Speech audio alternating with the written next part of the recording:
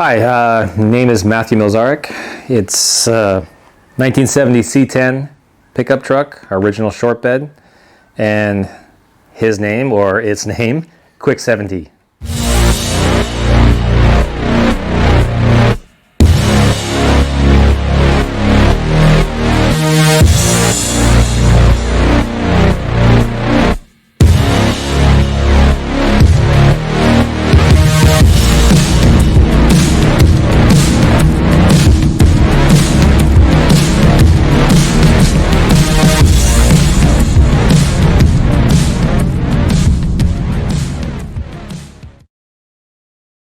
So I was looking for a truck, back in 2007. I was looking for a truck that I can just haul some tools, and at the time I was doing a lot of sound and audio gigs. My background is audio engineering, so I wanted to bring speakers and stuff, and I didn't have anything. So I was like, let's find a truck. And good old eBay, I was kind of just browsing around, shopping for actually a speaker, and this truck popped up, and I was like, okay, it's the right price. It was cheap enough, so I decided to try to build it or buy it, and no one bid on it. And I actually won it for a really ridiculously cheap price. And that's kind of the whole thing, how it started. It was just out of the whim, wasn't looking for a truck, found it, it called to me. So I purchased it from eBay, sight unseen. The description said it had a 350 built block. It had a 3-speed 350 trans in it. It looked like it was all there, but it was multiple different colors. It had I think it was a black hood. It had a teal door. The bed was a different color teal. It was a lot of different colors, but it was all there, and it was supposedly an all original short bed. So I said, all right, since I won it, I drove up there. Or I flew up here, I'm sorry. At the time, I had some relatives that were living up here. And I went to go see it. And he said it rode and drove. And I got there, and he starts it up, and it's open headers. It had no exhaust on it. Gas tank is still on the inside. It smelled like gas. I'm like, oh my God, what'd I just buy? But I was like, it still runs. It's in good shape. It seems solid. So I gave him the cash right there. And I took that truck, 3-speed, 350 with a gnarly cam. It was just barely wanted to idle, loud as all hell, and I drove it from Reading all the way back down to LA. And it made it all the way there. Granted, I had to stop 10 times for gas. That thing barely got 6-7 miles to the gallon. It was horrible with the gas tank inside the truck. It was a mess.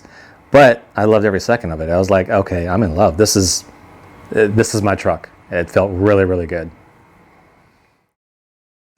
So when I originally bought the truck, my whole idea was to kind of use it for work. But when I got it and I started driving about, I said, I just want to make this a driver now because it was fun. Even though it wasn't a sports car, I was like, this is kind of cool. It felt like it took corners well, which it obviously didn't. So it had all the stock original suspension. I mean, everything was stock on this thing. 35-year-old at that time truck with all original stuff. So I just wanted to take it home and just get it driving so I can putz it around the block. Never thought about doing autocrossing or racing and a couple months of that, and I was like buying small parts here and there, battery box. Oh, this is rusted out. Let me just replace a handle. It felt good, but then I just maybe I can make a little nicer cruiser and make it a car show truck. Not a high-end build car show truck, but something I can be proud of, take it to a car show, sit, park, and walk around. And, I have my truck here too. So that was phase one, I guess, of the truck, of where I was like, all right, I can do some small things to it and see where I can get with it. So the truck has been this is transformation number 3 that we're looking at. The first one was, I touched on it a while ago, was to make it a cruiser. So it was sitting at my house in the garage, and mind you, it's still all original equipment, and it was multiple different colors. A friend's son approached me and said, can I paint your truck? And I'm like, paint my truck? Okay. And he was in shop class. So because he was in shop class, he needed a project. And this is when he actually had shop class in high school and stuff. And he wanted to paint my truck for his shop project. I'm like, sure. what do we need? He goes, just buy the paint and I'll do the rest. I'm like, oh, all right. He goes, what color? I said, I couldn't make up my mind in color. I said, I actually didn't really care either. So I said, you choose. So I gave him the money, $150 worth of paint. And 3 months later, he presented me my truck, which is the same color it is to date that a teenager in high school had painted. And I was blown away. First time I ever saw the truck with the color. I didn't pick the color and instantly fell in love. The sad thing is on this color, I don't know what the code is, so don't know. But from there I said, okay, let's put some wheels and tires on it. So I bought the 15-inch Krager wheels, the smooth finish ones. I bought a 2 and 4-inch spring lowering kit, put that on it in the garage. And then that was pretty much it. It still had the bench seat in it. A couple months later, I put a Silverado 2001, I think, Silverado bench seat. I put that as way oversized for a thing. You barely fit in it, but I was all right, cool. I had power seats on it. Nothing ever matched. And I drove that for probably about a year until it started raining, and then the truck was just all over the place, and I couldn't control it. I'm sloppy everywhere. So that's when I said, okay, it's got a nice paint job. Let's see if I can take it one step further. And that's when version number 2 came. I decided to go air ride. I wanted to replace the engine that had the 350 and go to an LS. Keep the automatic, and so I decided to go that route. Gave it to a shop and became in shop hell for almost 2.5 years just for those simple changes. The air ride couldn't get on right, the guy messed it up, then the guy kind of went out of business, then came back in business, and my truck was in the combination of all those transitions. And he moved his shop, then I had to hunt him down, then finally got back to him. Version 2 was a mess. It took 2.5 years for something that should have only taken 6 months for it to happen.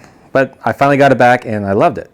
And I started driving it, and that's when I took it to Good Guys and started doing some cruises with it, minor stuff. It had an LS in it. It was an LQ9 iron block Chevy engine, or LS engine, that we put in it with a 4L80. And it cruised, and that's still the same engine that's in it right now. And I loved it. It just went really, really well.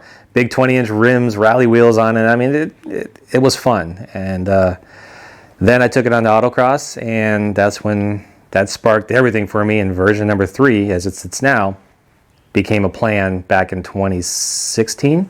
It's like, okay, what can I do? What should I do?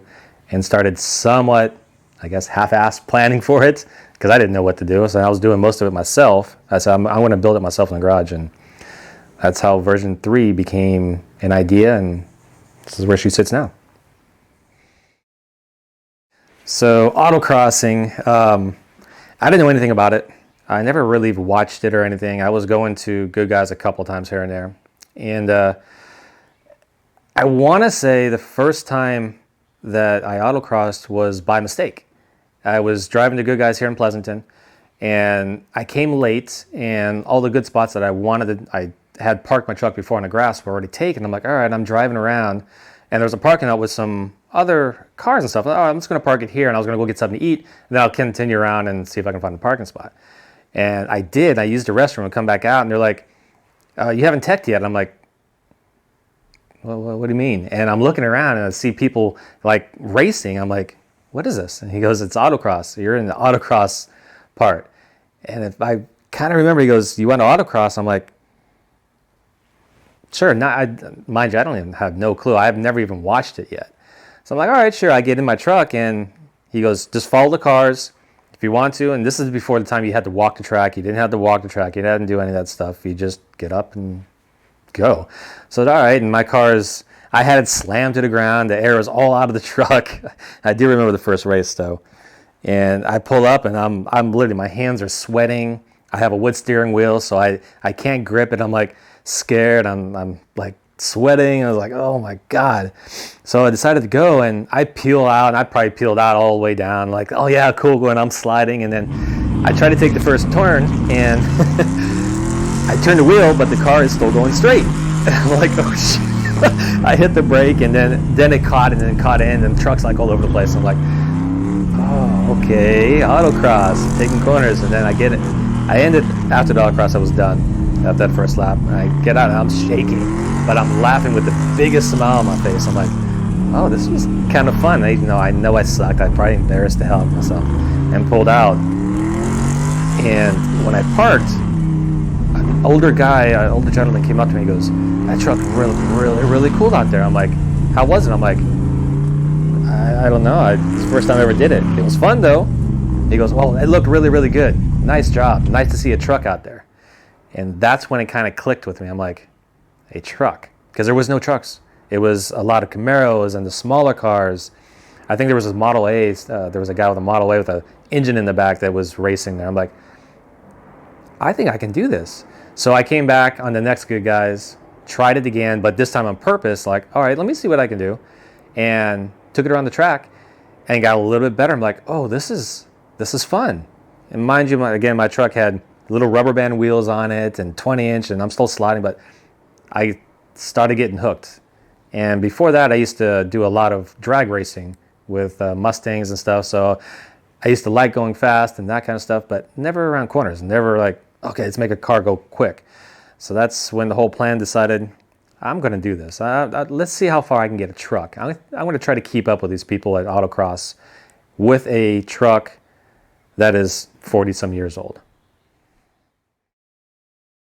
So when I decided to build the truck, I had to do a lot of research because I knew nothing of how to make a truck. And mind you, at the time too, there wasn't much in parts from what I knew of and what I was looking for. So I was like, okay, I'm going to do some research, and I found a truck that ended up coming to Good Guys, which was the C10R.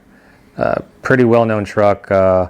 Brandy Phillips was driving it. Rob Phillips from PCH Rods is the one who built it, and I thought it was the best-looking, baddest truck I've ever seen. It was like, that's what I want my truck to look like. I was like, holy crap, that was a badass truck. And while I was doing research, another truck popped up that was Rob McGregor's from No Limit, Hellboy. I was like, oh, that is another nice truck. I said, okay, I'm starting to see some of these trucks come up, but those only two that I really saw that was like super cool, and they were well done to the nines. They knew exactly what to do. I was like, okay, let me mimic some of this. Let me see what I can come up with. And I didn't have a lot of money. I didn't have a couple $100,000 to build a truck or anything. I'm trying to do this on a shoestring budget, as much as I can in the garage, because I didn't want to give it to another shop, because I didn't want it to sit there for 2 years. So I kept on looking, and I was always a big fan of the Troy Rad Rides, all these custom pro touring trucks. I was like, God, I love some of these trucks and how they look. So I decided to start, I'm going to take a little piece from here, and I like what they did, and then how about this part, and then this part? And so I kind of started piecing it together, and that's how autocrossing started. I decided to put better springs on it, so I lowered it a little bit more, but still keeping some of the stock parts on it. And then I took it out on the track, got a little bit better. Okay, and then I said, okay, let's change this, and it got a little bit better. And over the course of 2 years, I got the truck working okay, but it still wasn't competition ready, I guess. So that's when I decided I'm going to go balls to the wall. 2018, I literally took the truck to its frame here sitting in my garage and decided to go all out with it. I started looking at parts. I actually had Black Widow mufflers, liked my truck so much that they offered me a sponsorship. I'm like, wait, a sponsorship? What's this? So the $100, cheap $100 part, they gave it to me for almost like nothing. I'm like, oh, is that how people do it? So I started pursuing to see if I can get some other parts for the truck, because everything was expensive at that time. So I'm like, all right, let's see what I can do. And I started drumming up suspension parts and started making some phone calls, and that led me down this path. It led me down this path and got me to where I am now with the parts I have in the truck. And over the whole course of 2018, did 90% of the work inside in the garage, inside here. And then some of the parts in the back and the rear, and I need some welding. I'm not good at welding. Gave it to some other buddies at some shops that did the welding for me. Marcus Fry, he did some really good welding for me, as well as All Auto Parts, Perry Long in Campbell. He did a lot of the welding and fab work for me as well there too, that with my design, and he implemented and got it done for me. So my ultimate goal for the truck was I wanted an original frame, all steel, 1970 truck to compete with these people that I see at the time were spending $30,000, $40,000 on these aftermarket frames. And I had an idea that I wanted to make this truck at least keep up with those trucks. I know possibly I might not be able to beat it because they're going to be just that much more advanced, but if I can make this truck at least be right on their tails, I was going to be extremely happy. So that was the premise of the truck. I wanted the truck to be a 1970, majority all original frame, which it still is. At least 80% of the frame is still there. All steel. There is no fiberglass in this truck.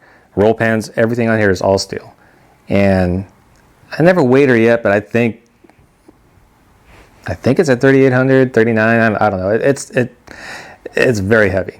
So that was the premise of the truck. I wanted to make sure I could keep up with these people, maybe piss a couple people off. These people spend $50,000, $60,000, $100,000 on a truck, which I barely have that in this truck right now because I did a lot of the work, and just be able to keep up with them. So on the truck, when I was building it, there's a couple things that I did want. And now I'm still kind of questioning if I do still want it. I wanted to still have AC. I still want it to be comfortable to drive around in town if I wanted to. Now I really don't. But if I wanted to drive it, I still wanted to be comfortable. I wanted to feel kind of like a modern Mercedes and whatnot. So I was looking for the best combination of suspension components to give me the best ride, but I'd be able to handle.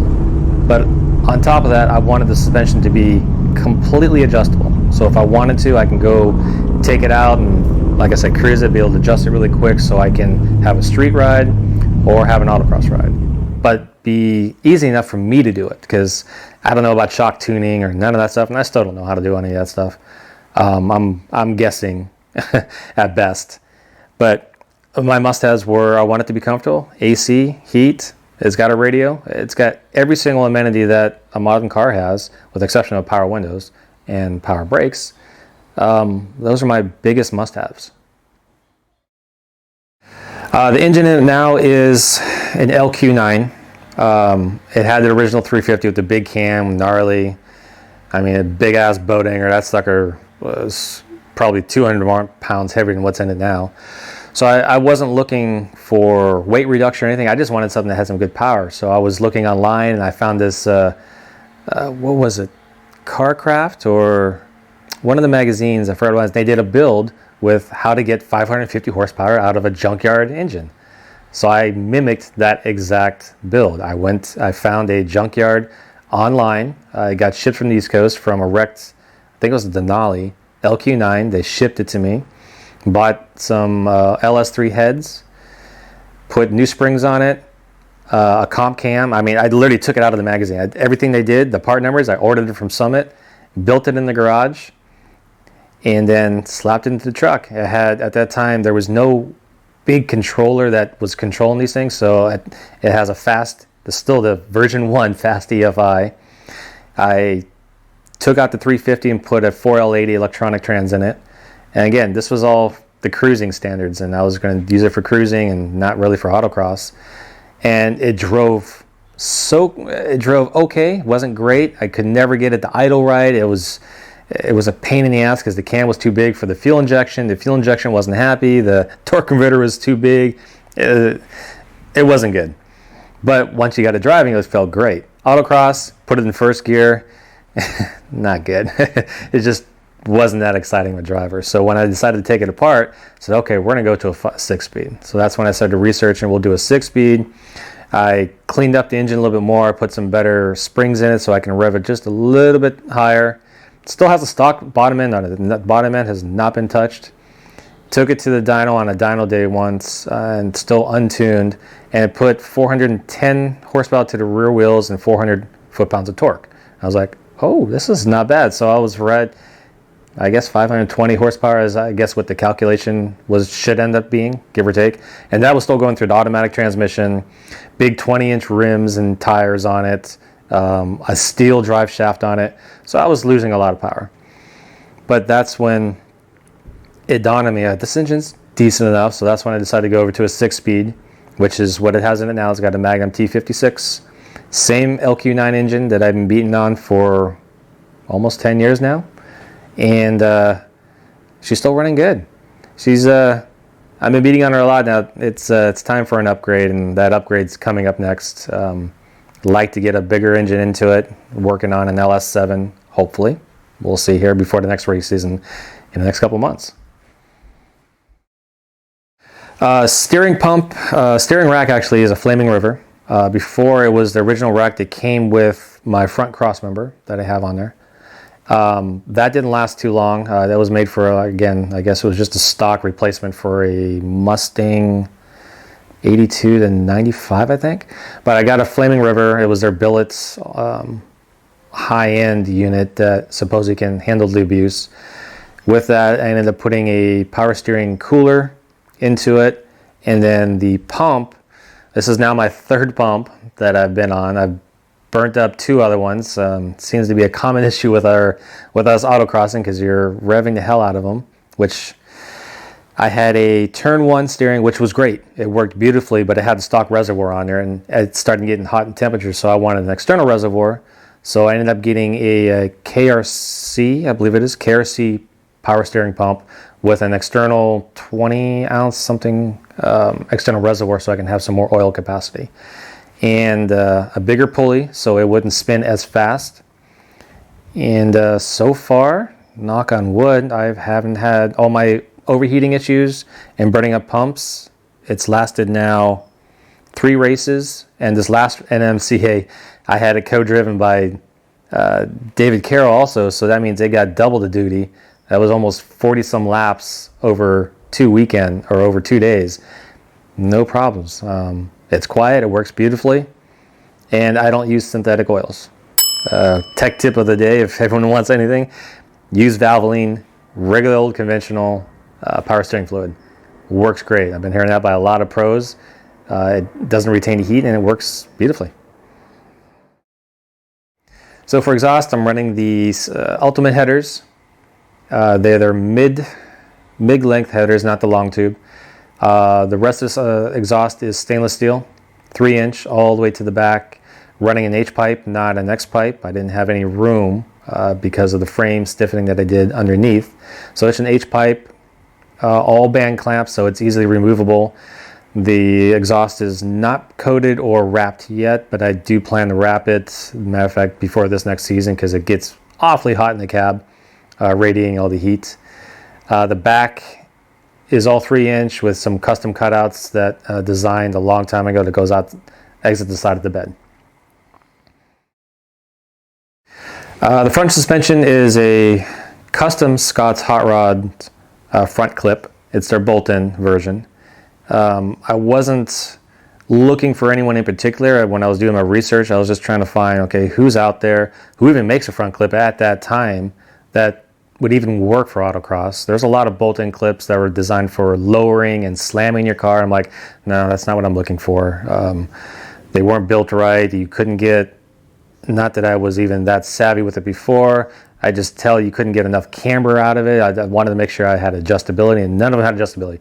They were designed to be set up one way and leave it alone for driving. So I was like, that's not what I want. So I started bouncing around between 3 different companies, and I saw Scott's Hot Rods in a magazine. I'm like, I remember them because I grew up with their hot rod shop that used to be down in my hometown, Ventura County. They were in Oxnard at the time, and a friend of mine used to work for him doing welding.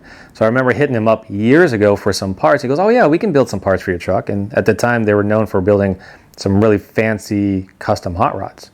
So they got into building front clips and stuff. So I gave him a call, and I was looking at him, and one of the reasons I looked at him, and it sounds funny enough, wasn't for performance. It was because how it looked. I was like, that's pretty badass. That looks like a really good setup. When I started comparing them to some of the name players that are out there, I'm like, everyone else looks kind of flimsy. This one looked beefy. It looked like it had some adjustability to it. And that's kind of how I got skewed to go into Scott's Hot Rods. Gave him a call, told him what I was going to do, and talked to the owner, Justin, there. And really good, great guy. He goes, yeah, our truck, if you saw that blue good guy giveaway, that has our front clip. And we took it on Autocross, and it did fairly well for their show truck. I'm like, all right. let's do it. And then I asked him, do you guys have any discounts? Is any of your sales? And he goes, well, I said, look, I'm trying to do this with the truck. And he was nice enough that he helped me out a little bit. And then that's how I ended up with the Scott's Hot Rods. Got it, installed it. And then over the course of that 1 year, I needed to get some custom work done to it. And they helped me out with some new custom A-arms for a geometry. I needed a custom sway bar because the sway bar they had in it was too small. So we designed a completely custom one-off sway bar for this system that was able to bolt in a big 1 3/4 inch sway bar. So it's a hefty unit to control the weight up in front of the truck. And it has, at the time, it had single adjustable Vikings on it. And I wanted to step it up. And I liked Ride Tech with my air ride. I decided, okay, let's do triple adjustables. Not that I know how to use a triple adjustable, and I was going way over my head. And I said, let's just, if we're going to do it, let's see. And so I called up Ride Tech and got the triple adjustables on it. And that became the whole front end out over a course of 3 months. And that was my decision.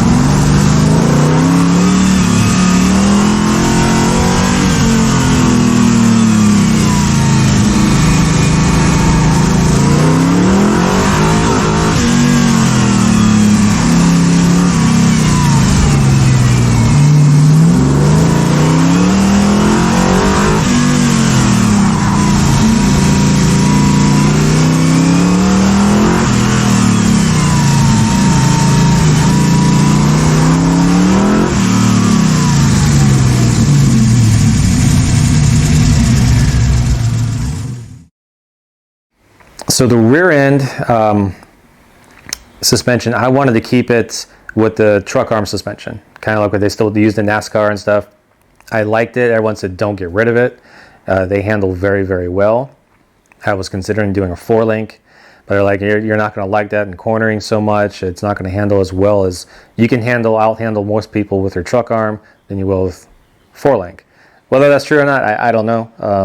I don't have a reference, but I decided to keep the truck arm. I already had, I think it was early Classic Industries, the square truck arms, which are already beefy. I'm like, okay, these are great, but I needed something better. So I have a combination of my own design in the back. The new truck arms are actually from Rob McGregor. They're his big ball truck arms. I have a custom cross member that it's mounted to, a tubular that I had built from my design.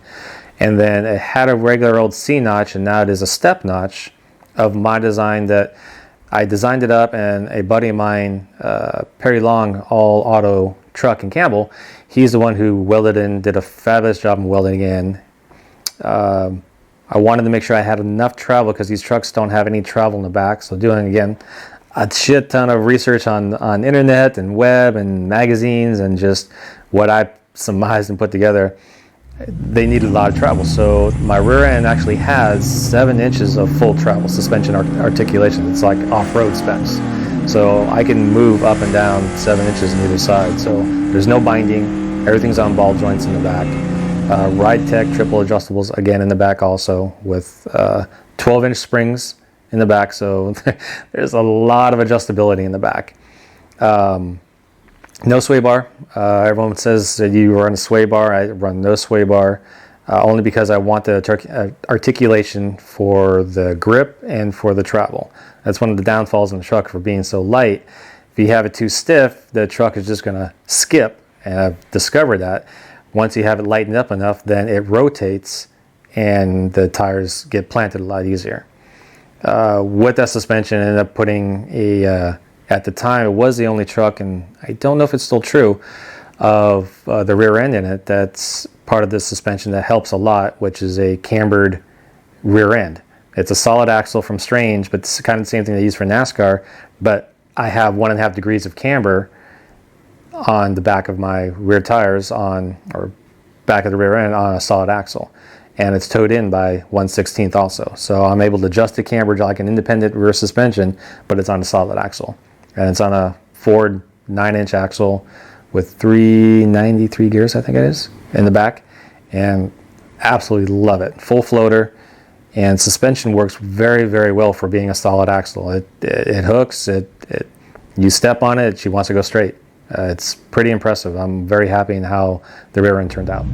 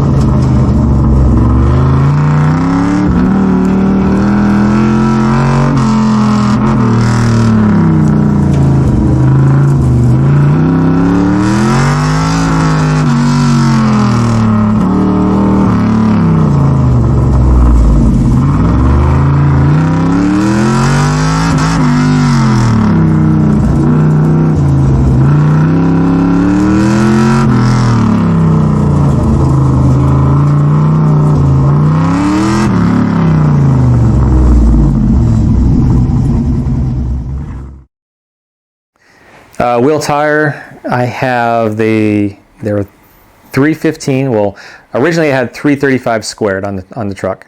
So the tires are 18 by 12s all the way around with 6 3/4 inch backspace squared. So every tire I can take the front and rotate the front and back. I did that on purpose because everyone's like, you got to do squared. If you can get them squared. And I didn't know what that meant. So I said, okay. I took a lot of planning on the front end and everything to make sure it fit. But after playing around and buying all the tire fitment tools, which didn't work, by the way, the best tool was a tape measure and ruler. Because I ordered one set of tires and with the measuring tool, got them on, thought it'd be perfect. Oh no, I had no turning radius. They were completely off. So there went a whole set of front rims. So I decided to do it again. I did it with tape measure, and second set came out perfect. So that's when I ordered the rear.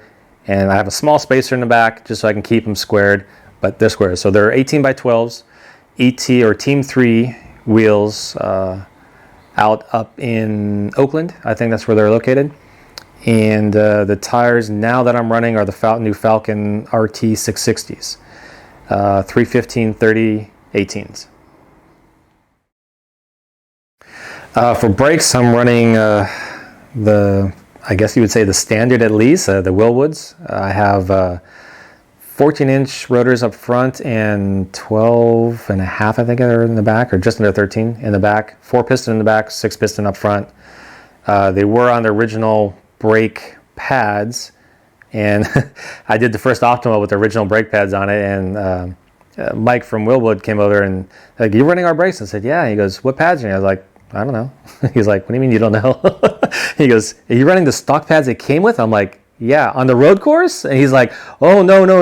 He's freaking out. I'm like, I'm not supposed to? I thought they were good. And he goes, that's just generic. No. I'm like, God, he got me more worried because I already did the road course and I was supposed to go out one more time. I'm like, he goes, just be careful. And they work great. Surprisingly enough, they work great. Funny enough, I never embedded them properly, so they weren't stopping. I was like, why is it not stopping? He goes, you never heated them up. You have to make them so they smoke. I'm like, oh, I thought that was bad. He goes, no, that's good. I'm like, oh. So he upgraded me to the racing brake pads, and that was a night and day difference. And now it can stop on a dime. I had Hydro Boost brakes on it before, and that was no good. They were very touchy. Optima, you would just tap it and it would lock all the four corners. And I'm like, oh, there was no modulation. There's none of the stuff. I didn't know anything about that. So that's when I made the switch to manual, which I was dreading. I'm like, God, my leg's gonna get tired. All this foot. No, come to find out, it's probably one of the better things I did in the truck is now you can control the brakes versus just tapping and they lock up. Now you can, more and more pressure, the more and more they bite. It's like, it takes some time to get used to, but now I love them. Absolutely, the brakes feel great in this. They're solid, they're planted, and never understood, yeah, you need to modulate your brakes, slowly add more and more, not just slam on the brakes and lock them up. Will Woods all the way around, absolutely recommend them, love them. The interior of the truck is primarily original. I didn't want to change it too much because I like the feel of it. The dash, I took it apart and wrinkle coated it. Original was painted the same color as the truck inside. I wanted a little bit more of a racy feel to it, so I just sanded it down really quick here in the garage, and I took that, I think it's DuPont or their crinkle coat, and I just sprayed it, hoping that it would be great because I heard once you put it on, it doesn't come off. And it came out pretty decent, so I'm like, okay, I like it. So that's when I painted the dash and the gauge bezel. Those are both one-off aluminum pieces I had made 7 years ago when it was a show truck, and had some pictures of it that is the painted color of the truck with all the aluminum, which now obviously is dated. There are aluminum pieces here and there, and everything was aluminum and bright. And I was like, okay, this doesn't look right anymore. So that's when I decided I painted everything. Got the gauges. The gauges are Autometer. It's their, I don't remember the exact model of them, but they're Autometer gauges. It's got the tack and full thing, all digital sweep and everything.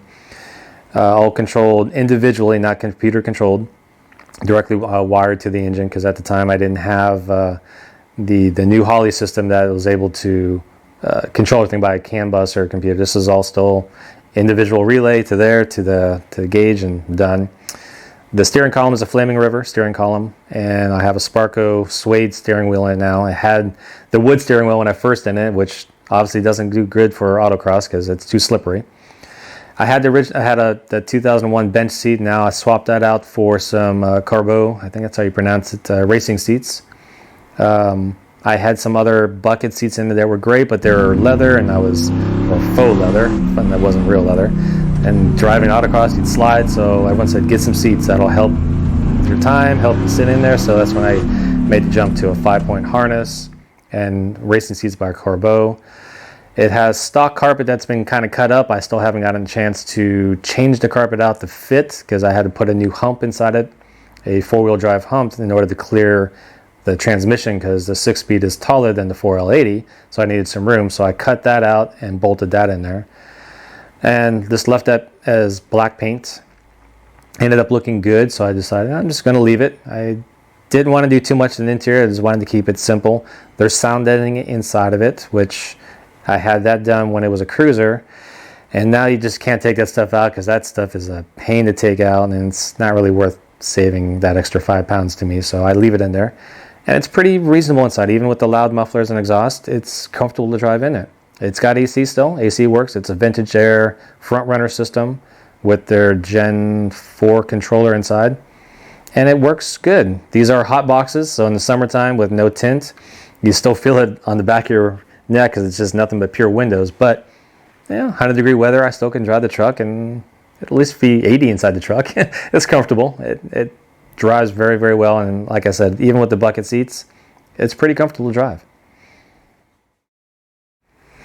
One of the neat features about the bed is a buddy of mine goes by Rat Rod Jeff. You can check him out on Instagram. He's very famous in building a lot of rat rods and cars like that. He had one that was featured on with Jay Leno and stuff like that too, which I didn't even know at the time until I saw his Instagram. It was like very cool stuff.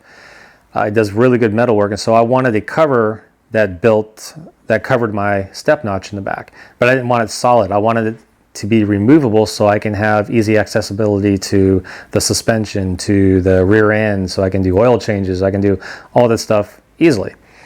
So I gave it to him and I gave him those specs. I want it removable, easy access, but the rest of the design, totally up to you. I just wanted it as small and compact as possible. So he designed the lid that you see on here now, that 3 pins, it completely removable. Take the first pin out and it becomes also a flip top. And that's probably one of the coolest features that I think he did, as well as I did on the truck, that you don't see in too many trucks. You can change oil, you can open it. Takes me literally 2 seconds to open it. Takes me 10 seconds to pop all pins off and just lift it right out of the truck.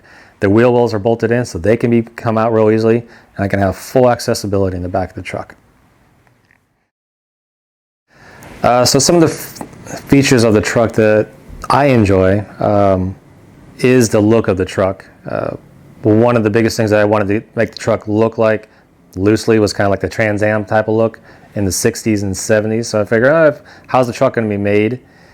What would it kind of look like if they kind of did that? So that's how I kind of mimicked in the truck looking like it now. Roll pan and all the bumpers were taken off. I'd love, it's an aftermarket roll pan. The front spoiler is a piece from Van Feb. I saw it on his truck 5 years ago, and not too many people were running. I was like, I want that. And he came out with a newer version that has a small cutout, which I like that, because at the time I had a real spoiler made that I was looking at some other people's trucks, and they had some of these small spoilers and stuff, and I was like, I want something that's a little bit bigger, but I want an aluminum one. I want something out of like aircraft thick, like I want a substantial piece. I don't want a thin piece. So I kind of designed one up looking at a couple other people's, and I made this little notch in the center of it just so it wasn't a flat spoiler in the back. And I gave it to a buddy, and he water jetted it out, and it came out really nice. I'm like, that's cool. Well, at the time, I still had the front bumper on it. I'm like, I need to find something for the front. So I found the roll pan, aftermarket, basic bolt-on type thing. And then I saw this company, Van Fab, they had this front spoiler, and it had the same cutout in the front than the center of my spoiler. And I was like, that's perfect. So I ordered it. I had a buddy of mine, Rat Rod Jeff out of San Martin. He welded it up for me. He also did my rear back cover to my rear end, but he welded it up, and like it was perfect. And it was very unintentional, but the front spoiler almost perfectly matched my rear spoiler. I'm like, wow, I got lucky on that one. So the theme went through, and then I was also looking for my first Optima.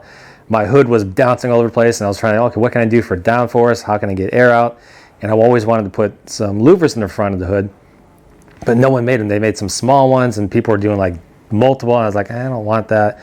And then one day out of on the internet, Instagram, Jesse from Level 7 posted up 67 to 72 hood vents. I'm like, wait, what? So I looked at them like, I want them instantaneously. I messaged him. He goes, well, I happen to have 3 pieces here. One's going on one truck.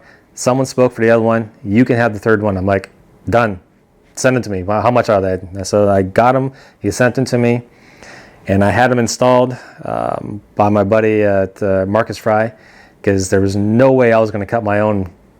Even though it wasn't freshly painted, it still looked good, and I wasn't going to cut it because I didn't trust myself. So he did the honors of cutting my hood. I still had the pieces here sitting in the garage of the cut hood, and he installed them, and I thought they'd be too big, and absolutely fell in love with them. It works on the truck. It actually helps with some of the downforce of the truck. The air escapes the front of the hood, and it worked out beautifully.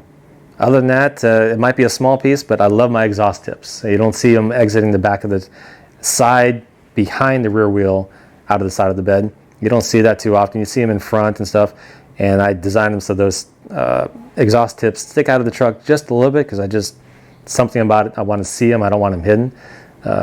Some of my favorite parts of the truck.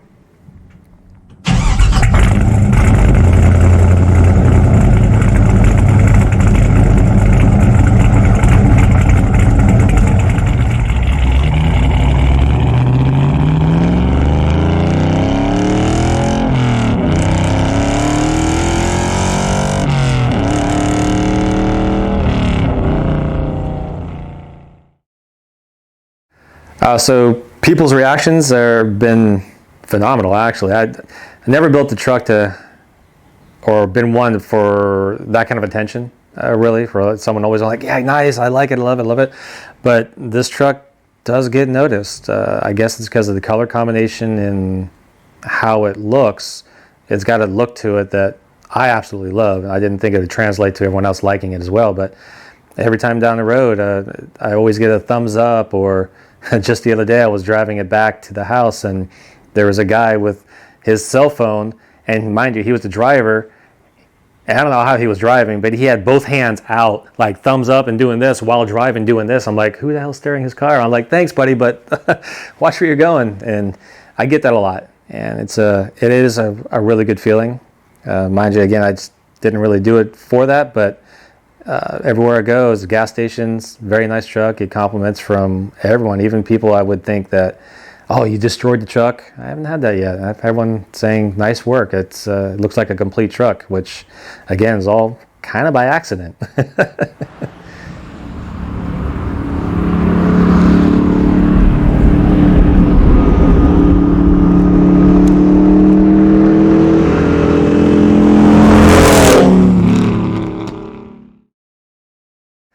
So what makes this truck fun to drive?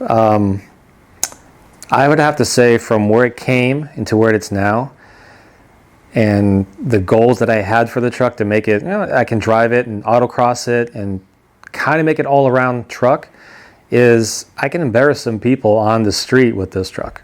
I wasn't intending it to keep up with Corvettes and stuff, but that first time when I first finished it and took it to Optima, on the corners and stuff, mind you, the Corvettes are faster in the straight because I'm underpowered. I'm a brick going down the straightaways, but in the corners, I can pass them, which blew my mind. Being a first-time driver out there, I have a 40-some-year-old truck, and I'm able to outdrive in a corner a Corvette.